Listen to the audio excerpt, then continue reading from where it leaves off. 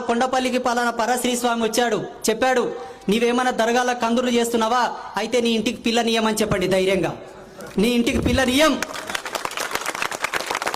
ఎందుకోసమయ్యా దర్గాల కందులు చేస్తే పిల్లని ఎందుకు ఇవ్వమంటే, కరోనా వైరస్ ఉన్న ఇంట్లోకి ఎవరైనా పోతారా? ఎందుకోరయ్యా? ఎందుకోరు అంటే అది వైరస్ చుట్టుకుంటుందనే. ఇది వైరస్ కాదు, అంతకన్నా భయంకరమైనది. ఇది అంతకన్నా భయంకరమైంది. కావాలంటే ఒక్కసారి గూగుల్ ఓపెన్ చేసి అడగండి, ఏమడుగుతారు? బంగ్లాదేశ్లో హిందువుల పరిస్థితి ఏమిటి, బంగ్లాదేశ్లో హిందువుల పరిస్థితి ఏమిటి? లేకపోతే ఇంకోటి అడగండి, పుల్వామా దాడి ఎవడు చేశాడు? లేకపోతే ఇంకోటి అడగండి, ఏమిటి పెహల్గావ్లో ఎవడొచ్చి దాడి చేశాడు?